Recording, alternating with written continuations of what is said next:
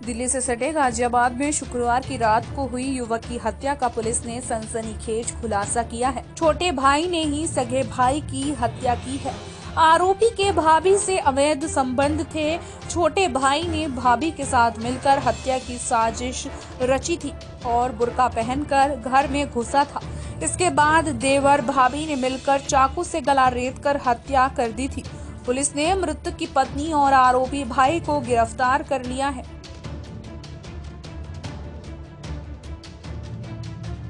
दरअसल ट्रोनिका सिटी थाना इलाके की खुशहाल पार्क कॉलोनी निवासी समीम मजदूरी करता है। उनके 4 बेटे अय्याज, फैयाज, नियाज और आमिर हैं। इनमें अय्याज सबसे बड़ा है जबकि आमिर सबसे छोटा। समीम के 2 मकान हैं। दोनों के बीच की दूरी 150 मीटर है। इनमें से एक मकान में अय्याज अपनी पत्नी सजरा खातून, 2 बेटे आरिफ, आसिफ और बेटी आसिया के साथ रहता है, जबकि दूसरे मकान में समीम परिवार के अन्य सदस्यों के साथ रहते हैं। अय्याज कढ़ाई का काम करता था। उसका भाई आमिर मजदूरी करता है। कल रात में थाना ट्रोनिका सिटी क्षेत्र में खुशहाल पार्क में एक घटना हुई थी, जिसमें एक 35 वर्षीय युवक अय्याज की किसी ने हत्या कर दी थी, गला रेत कर चाकू से कई वार किए थे। इसके बाद उसकी मृत्यु हो गई थी। तो उसमें लगातार हम लोग के द्वारा भ्रमण करने के उपरांत टीमों का गठन करके हमारी टीमें लगातार कल से लगी हुई थी कि घटना में कौन सही आरोपी, उनको पकड़ने के लिए, घटना का अनावरण करने के लिए। तो उसमें ये सब चीज़ें प्रकाश में आई कि जो मृतक की पत्नी है, उसके संबंध मृतक के ही छोटे भाई आमिर से हो गए थे।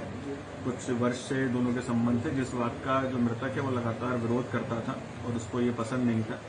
तो उसी से इन्होंने निजात पाने के लिए, छुटकारा पाने के लिए ये सब प्लानिंग की कि रात में जब वो गहरी नींद में होगा तो एक सिग्नल किया जाएगा, इसमें लाइट बंद की जाएगी स्ट्रीट की, और स्ट्रीट लाइट बंद होते ही महिला दरवाज़ा खोलेगी, मेन गेट अंदर से। फिर इन्होंने अंदर से लॉक किया और जो अय्याज को इन दोनों ने मिलके चाकू से कई बार करके मार दिया। और फिर उसके बाद जो आमिर है, उसका छोटा भाई, वो वहाँ से छत से कूद के पीछे से भाग गया और जो भी कपड़े उसने पहने थे और चाकू खून में सने हुए, वो सब उसने एक जगह पे ठिकाने लगा दिए।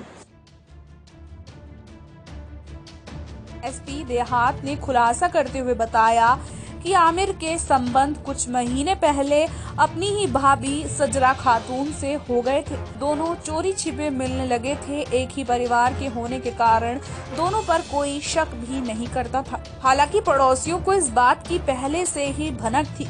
कुछ दिन पहले ही अय्याज को भी पत्नी के अवैध संबंध की जानकारी हो गई थी। इसके बाद उसने पत्नी की निगरानी बढ़ा दी। 7 दिन पहले ही उसने पत्नी से मोबाइल फोन भी ले लिया था। इससे वो प्रेमी से उसका संपर्क टूट गया था।